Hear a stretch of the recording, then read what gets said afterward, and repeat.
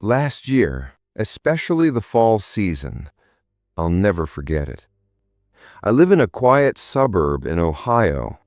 You know, those places where everyone keeps their lawn perfect and everybody knows everybody, or at least it seems that way.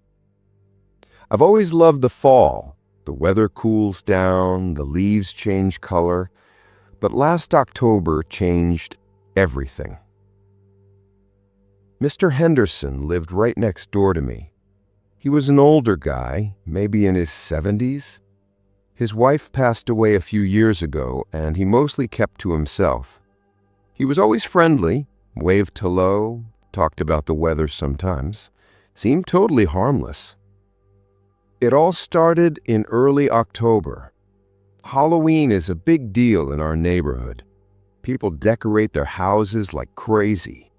Mr. Henderson started decorating too, but his style was different.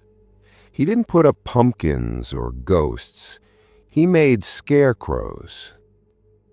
At first, there was just one. He sat it down on a chair on his front porch. It was very detailed. The face was burlap, but the expression looked less like a smile and more like it was in pain. It wore these old, torn farmer's clothes. I thought, okay, a little weird, but it's Halloween. A few days later, I was looking out the window of my home office. The room faces right toward his house. I felt like the scarecrow sitting on the chair was now facing my window. I thought I was losing it. Maybe the wind moved it? But the next day, it was clearly looking right at me. A week later, another scarecrow showed up. This one was standing near the fence between our houses. This one was even more unsettling. It was wearing a dark blue flannel shirt, exactly like the one I wear every weekend when I do yard work. That was the moment I felt genuinely uneasy for the first time. That couldn't be a coincidence. I told my girlfriend, Jessica. She said I was overthinking it, that he probably just used old clothes he found somewhere. But I knew that shirt looked like mine. I tried to talk to Mr. Henderson about it. I went out to take out my trash, and he was standing in his yard. "Hey, Mr. Henderson, your decorations are really realistic." He turned toward me, his face totally blank. "Just having a little fun, Kevin. You should really keep your garage locked at night. Lots of strange people wandering around this time of year." My blood ran cold. I often forgot to lock my garage. How did he know that? Was he watching me? I checked all my locks 3 times that night. A week before Halloween, Jessica was visiting. We were cooking in the kitchen around 5 p.m. Her pet dog, Buddy, a little beagle, was playing in the backyard. We called him in about 10 minutes later, but he didn't come. We looked for him everywhere. We drove around the neighborhood, shouting his name, walking around with flashlights. It got to be 10 p.m. No sign of Buddy. Jessica was crying. I tried to comfort her, saying he'd be back by morning. I woke up early the next morning. I immediately ran to the back door, hoping Buddy was back. He wasn't.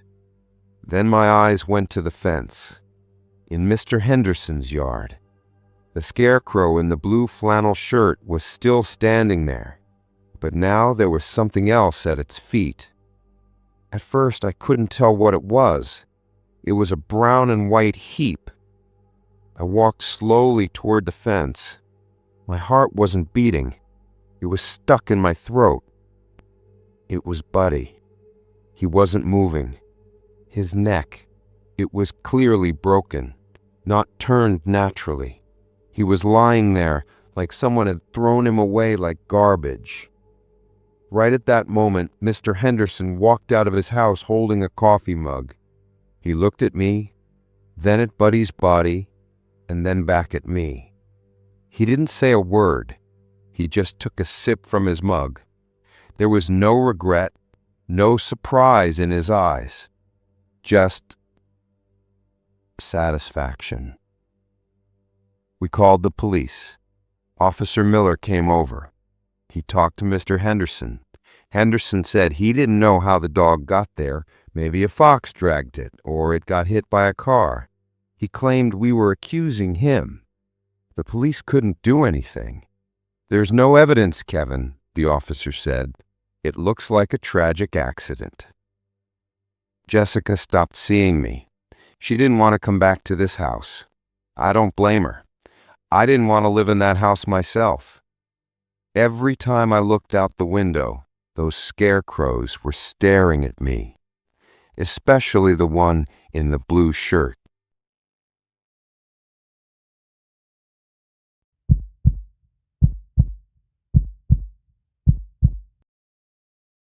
I had just moved to New Hampshire for grad school. It was late September. I always wanted to experience a New England fall, the blazing red and orange leaves, drinking apple cider on a porch. I grew up in California, where the weather doesn't really change, so this all felt kind of magical to me. My apartment was in an old converted factory building, right by a little river. It was a little isolated, but beautiful. I spent most of my time studying or at the campus library. I didn't know anyone there. In mid-October, I started noticing weird stuff showing up in my mailbox. At first, it was just small twigs, like someone was breaking them off a tree and dropping them into my little mail slot.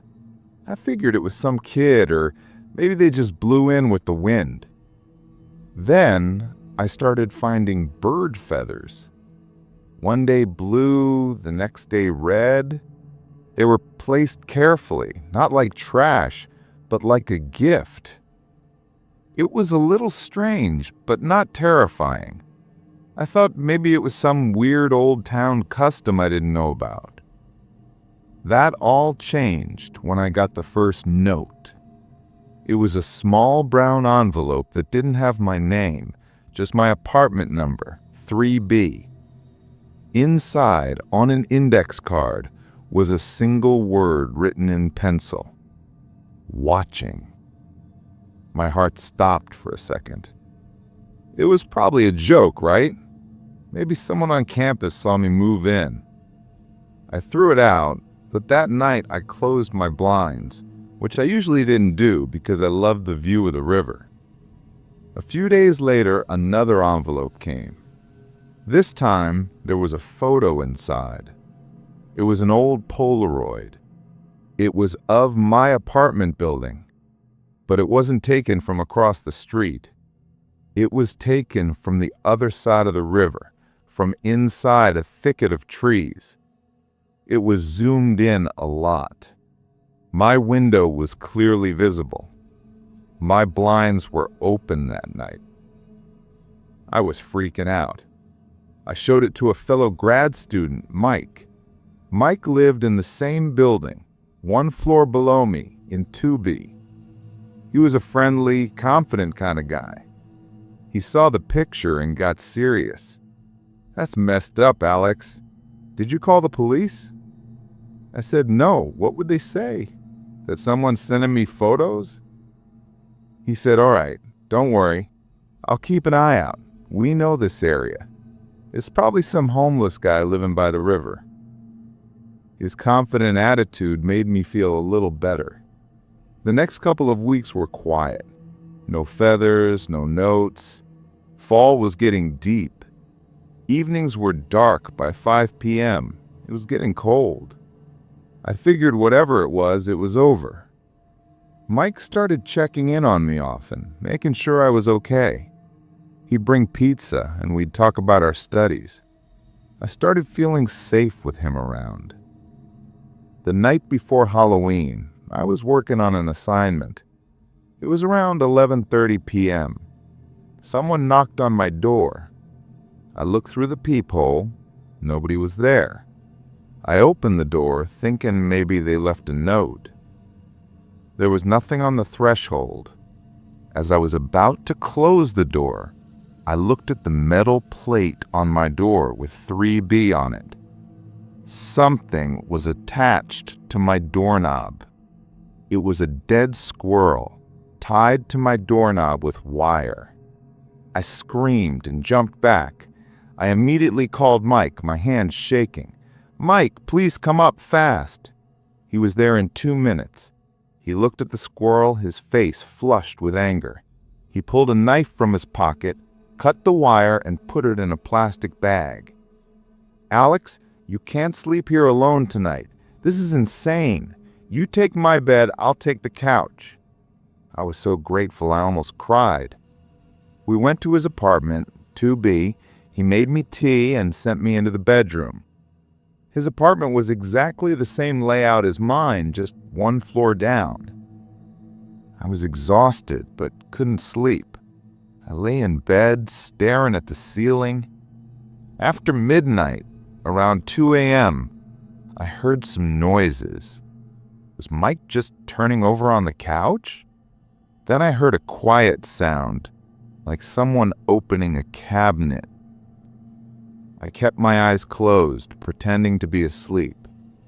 Mike's bedroom door was slightly ajar. I saw him get up from the living room and walk toward the kitchen.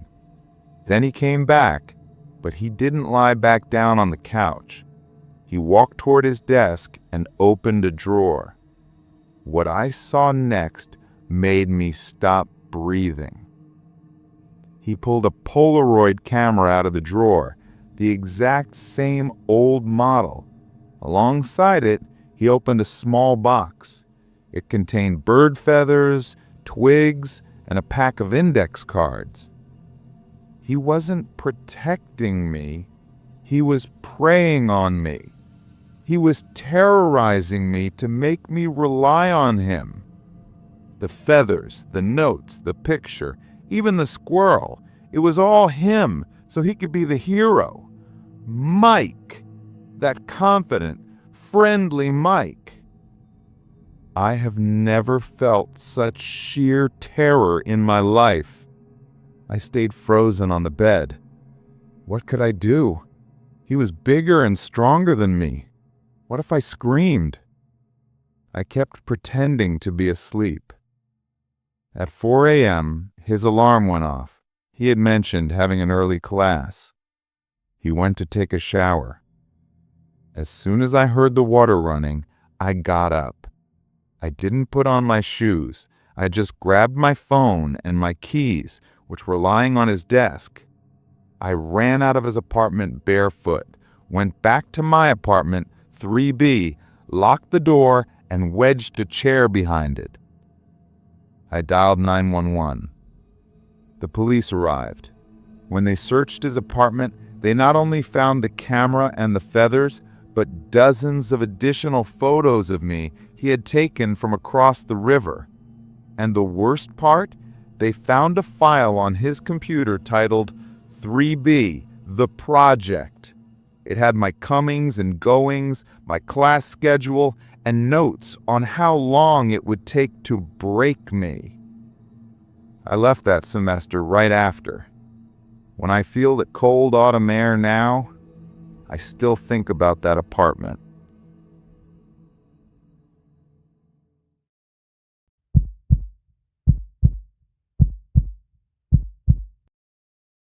I'm a freelance photographer, and last November I got a project to shoot the fall foliage in rural Pennsylvania. It's my favorite season, that cool air, the quiet, the dying colors everywhere. I was staying in an Airbnb in a small town near the Allegheny National Forest. My routine was to wake up early, around 4:30 a.m., fill my thermos with coffee, and head out in my Jeep before sunrise to catch the best light. These areas are completely isolated. I wouldn't see another car for hours, and there was absolutely no cell service. It was an especially cold Thursday morning. It was still dark, maybe 5:45 a.m. I was driving on an old two-lane road that cut through the forest. The fog was so thick, my headlights barely lit up a few feet ahead. Then I saw him.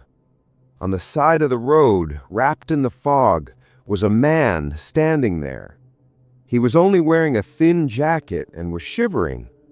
He had no car, no house. He was just standing there, watching me. I slowed down. My first thought was maybe his car broke down and he walked to the road for help, but there was nothing for miles. As I got closer, he didn't wave his hands. He didn't flag me down for assistance. He just stood there, staring at me. I didn't stop right next to him. I pulled over maybe 50 feet ahead. I rolled my window down slightly and called out, "Hey man, you okay? Need help?"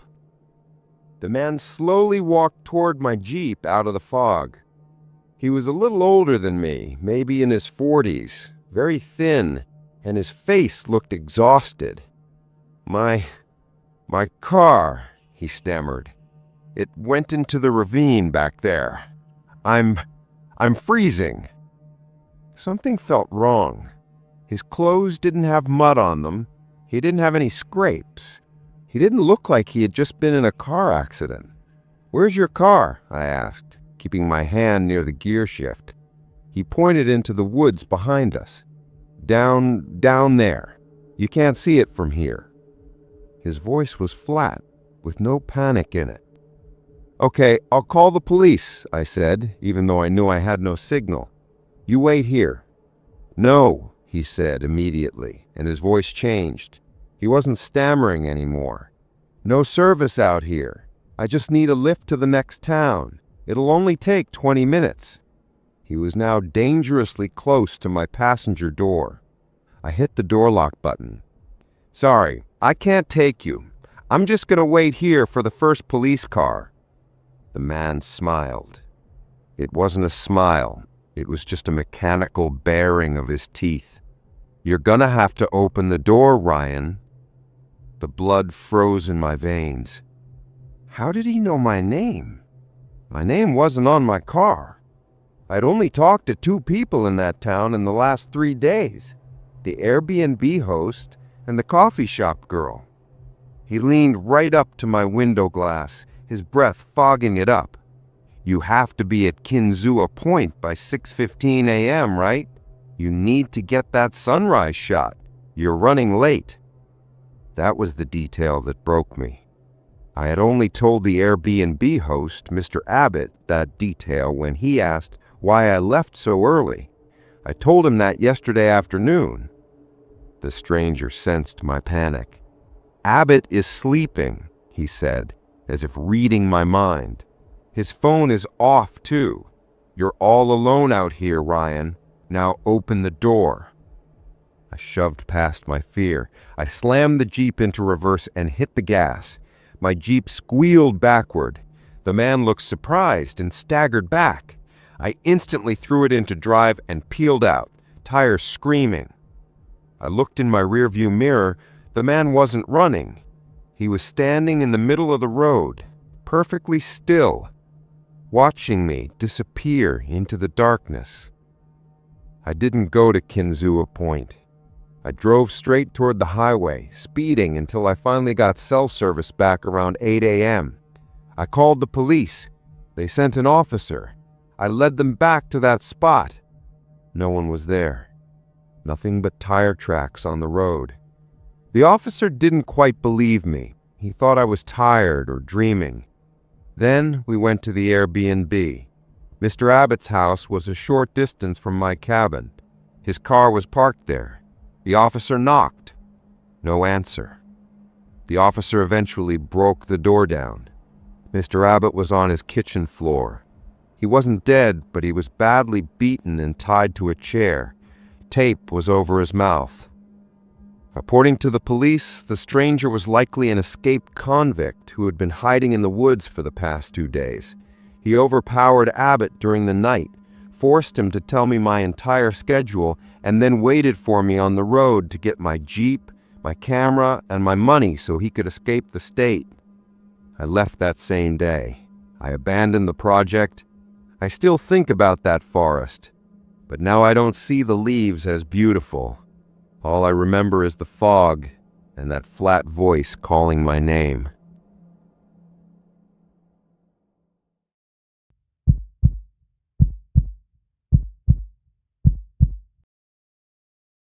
This was last October. I had just moved to Portland, Oregon. I'm a graphic designer and I got a remote job, so I figured why not move somewhere really beautiful? And Portland, in the fall, it's incredible. I was living a bit outside downtown, near Mount Tabor, in an old apartment building with a lot of character. My routine was simple. I'd work all day, and then in the late afternoon, around 4:30 or 5 p.m., when it started to cool down, I'd head out for a walk in the nearby park. I'd put in my AirPods, listen to a podcast, and watch the leaves fall. I first noticed him early in October. He would sit on the same bench in the park every single day. He wore a dark hoodie, usually with the hood up, and he would just watch. He wasn't using a phone, he wasn't reading a book, he was just watching people go by, specifically me. At first, I didn't pay much attention. It was a public park. But then I noticed he would be there when I started my loop around the park, and he would still be there when I came back an hour later. The same spot, not moving. Then one evening, I was walking back toward my apartment. It was getting dark early. I saw the same guy in the hoodie at a bus stop across the street. This wasn't on my usual park route. This was close to my place.